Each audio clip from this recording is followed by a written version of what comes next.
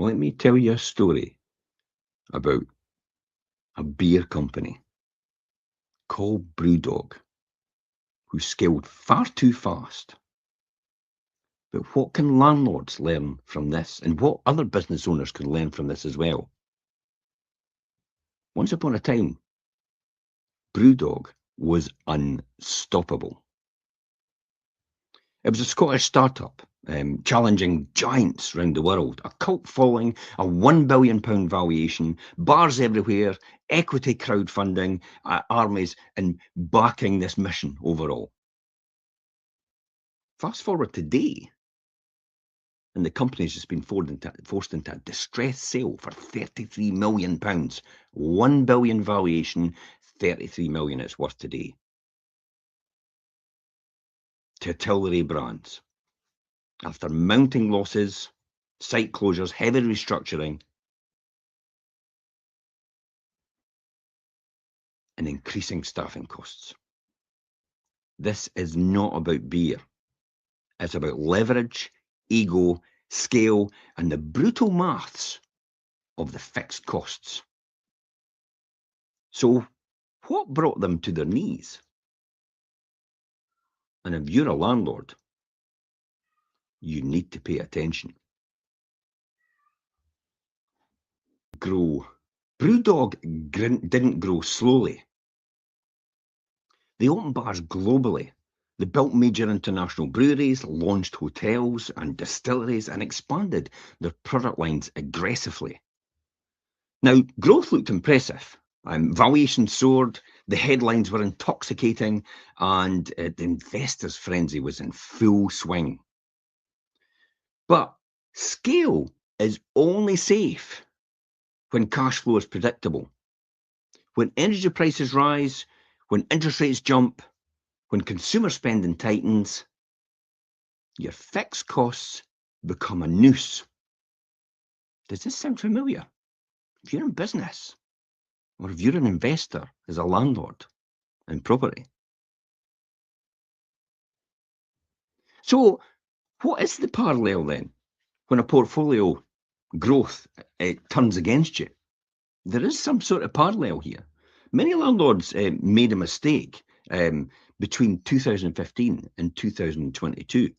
Cheap debt, rising prices, strong rental demand, optimistic sentiment overall. So they leveraged heavy. They made a lot of borrowing against their property, expanded portfolios quickly, accepting thinner yields because they were convinced everything would be all right and assumed growth would continue. Then rates rose, regulation tightened, as it's doing today, maintenance costs climbed, and void periods started to increase. Suddenly what looked clever looked very, very fragile. Now, when we go back to BrewDog wasn't really destroyed because of lack of sales. It was squeezed because of its structure. Huge premises, staffing, utilities, distribution, debt. Once profits wobble, heavy infrastructure doesn't flex. And here is the uncomfortable truth. In property, leverage amplifies both wisdom and also stupidity. A well-bought property with conservative finance, leverage actually accelerates wealth. An overvalued property with tight cash flow, leverage accelerates stress. Now, founder James Watt built a bold, disruptive brand, but scale-ups are often being managing optics instead of margins. Valuation actually becomes the scoreboard, and expansion becomes identity. Does it sound familiar when it comes to purple bricks? Slowing down feels like weakness, when in actual fact, slowing down is sometimes the best thing to do to make sure everything is running okay and there's a good stream of cash flow. In property itself, here's what happens. Here's what you begin to hear. I hear it constantly and I see it constantly. People bragging about, I've got 20 units. I'm buying another one this year. I'll refinance and recycle my cash. Rinse and repeat. The real question isn't really how many units you've got. It's how resilient you are. Can you weather a storm? I talk about it all the time. In investing, as Warren Buffett says, when people get greedy, you should be fearful. When people are fearful, that's when you should be greedy.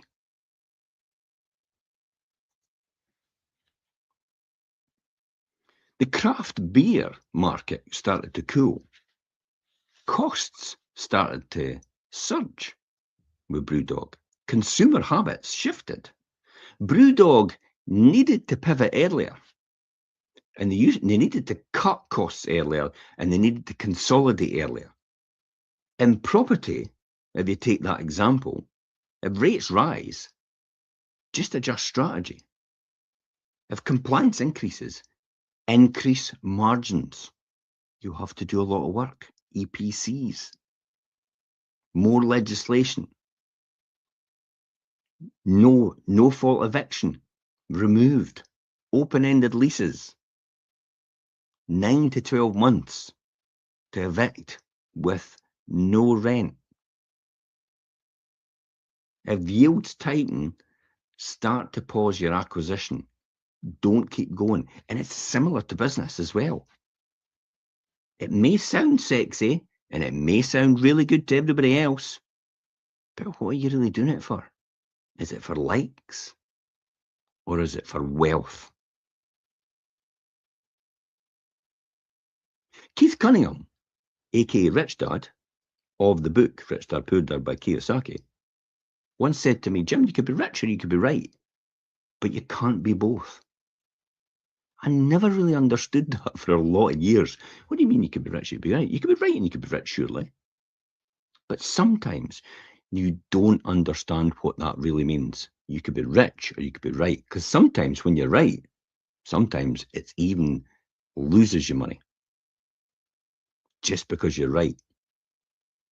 How many people, when you think about it in that situation, let's look at it. Oh, I am absolutely right.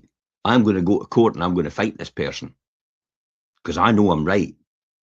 But how much is it going to cost you to fight? And if you win, how much are you going to get of that back? Oh, yeah, I've done that before. It's pretty costly to preserve your own ego.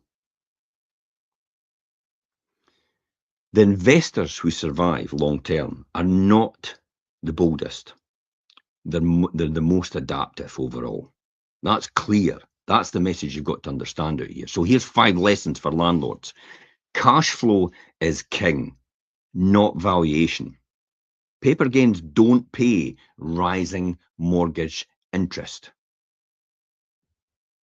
Don't let your ego dictate your expansion. Growth should serve security, not status. And definitely avoid the thin margins. You've got nowhere to go with that. If you have one rate rise and you've not got a fixed rate and you're on a tracker, or you're on a variable rate, God forbid, you're in trouble. You're wiped out and you're exposed completely. This is the most important one for me, and I do every single time, is stress test everything. What happens if your rent falls 10%? What happens if you have a void where nobody's in the property and you're not earning rent? What happens if your interest rates go up? How far do your interest rates need to go up before you have a problem? 6%, 7%, 8%, 9%, 10%, 12%, 15%? Can it go that much before you have to think about, is your margins going to tolerate that? That's what stress testing is all about. If you have 3 voids at once, in other words, 3 properties are not earning money at once, can you survive? Do you have money for that? If you have something major that needs to be done, like a repair or an improvement, can you do it? The roof, the heating system, the electrical standards are upgraded. That's the one that catches you all the time. EICRs every 5 years. And the electrical standards are set higher and higher each time. And each time you have to get improvements done when your EICRs get done. That's what you have to understand. The final one in these 5 is scale when strong. Consolidate when you're uncertain. There's no shame in strengthening your foundations. It is key and fundamental. No one's going to come to your rescue if it all goes wrong. Again, don't do it for likes. I often see people boasting about this on social media. I still don't understand why they're doing it. What are they trying to achieve? It doesn't make no sense. It doesn't make sense at all. So what is the brutal business truth out of this? BrewDog scaled like a global drinks giant, but it operated in a volatile premium niche market. High overheads plus changing market conditions plus leverage pressure equals a forced sale. Property is no different, remember. Overexposure during good times creates vulnerability during bad times. Overexposure during good times creates vulnerability during bad times. So what's the bigger question we've got to think about this then? Are you scaling or are you building resilience? There's a huge difference. One chases size, the other builds durability. And in certain markets, durability wins every single time. I do that every single time. If you're a landlord and wondering whether to exit, consolidate, review, or double down, strategically the answer isn't really emotional, it's structural. Make decisions based on cash flow, risk tolerance, and long-term sustainability, not momentum. That's not what's key here. You've got a lot of time probably to go. When people ask me, are you buying any more? Yeah, I could wait.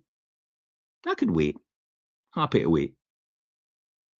You build reserves, you build cash, you build durability, and you just wait for the right opportunity. And then when it comes along, that's when you act. That's all Warren Buffett did. Berkshire Hathaway. That's all your fund managers do. Make decisions based on cash flow, as I said, and risk tolerance, not momentum. When the market shifts, the overextending gets squeezed first. Definitely. Always, and here's the always. If you want to know whether to exit, review or double down, with the Renter Reform Act or the Housing Bill Scotland Act coming in, there's a link in here to watch where I give the example of whether you should exit, review, or double down. Just click on that link whenever you want. And that'll give you a real good insight into what's going on right now. If you'd like to have a chat about your position, please feel free to reach out. There's nothing in it for me, really. This is just knowledge and information that I've built over the years. And I see so much similarity between what the BrewDog situation is and how people build their portfolio and where things could go disastrously wrong. So you can message us direct. There's details on the post. You can reach out to our team as well. Until next time, guys, I'm Jim Parker for 5 Properties TV. I hope you got some value out of this.